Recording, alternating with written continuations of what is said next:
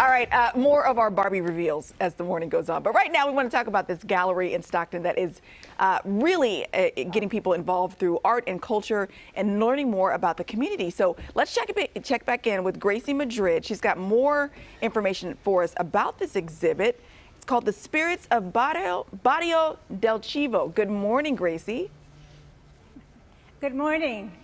Okay, so tell us what this exhibit stems from, because we know it goes back to like the 50s and 60s. What are we going to see in this exhibit?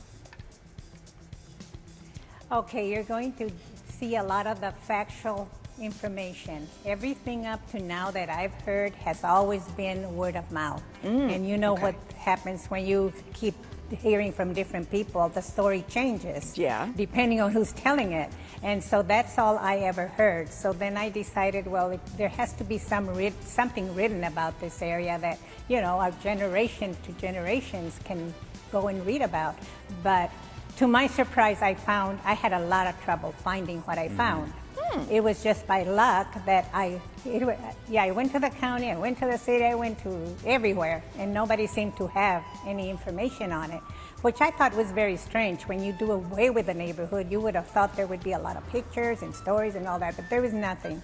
Anyway, we should probably mention, I don't want to cut you off, but we should probably mention what part of Stockton we're talking about, because as you mentioned, it has changed. So this is the east side of Stockton. Yes, it's right. It's the east side of Stockton, and we have a map. We have a map here that shows the area. We're only dealing with a redevelopment area, and so that map signifies a redevelopment area. The city had chosen 3 areas that they referred to as slum areas, because the government was giving the cities monies to identify slum areas. So they identified 3, and out of those 3, this was the one that was chosen. It's 99 to the east, Filbert Street to the west, and the railroad tracks to the north, and Marsh Street to the south. Okay. And that's the area. It's not a very big area, but there were 2,600 residents there. That's quite a few people. And 50% of those owned their own houses. And what the city was saying, that it was a slum area, there was no inside plumbing, there was no sidewalks, nothing. It was just, they said it was unhealthy, and they said it was unsafe. That's all written in their documents that I was lucky to find. So that's written and factual information. What I also found was letters. When they had their meetings, City Council had their meetings, we found what the City Council was doing, what they were offering, and we found letters, and they're the original letters. They're copies to me, but City had the original ones, and we enlarged them, and this is part of the exhibit.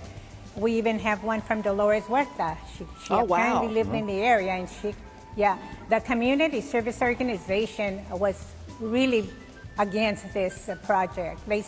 They were for self-improvement. They said they could improve the area themselves, and there was a lot about it. The conflict really was within the residents there. Some wanted it, some didn't, but then it really impacted the whole Stockton community, because a lot of people came forth. Yeah, we have letters from the Women's Democratic Club, the Chamber of Commerce. So much letters, research and they that would you've come done. up. Yeah, and Gracie, we appreciate your time this morning, but we want people to go check this out. Again, it's Barrio del Chivo, which is Goat Valley, all about the east side of Stockton that existed during the 50s and 60s. So people can actually go check this out. The Mexican Heritage Center and Gallery has all the information for you. We're going to link everything to our website, gooddaysacramento.com, under show info and today's date. Such important history, especially for people who never even knew that area existed. Thank you so much, Gracie.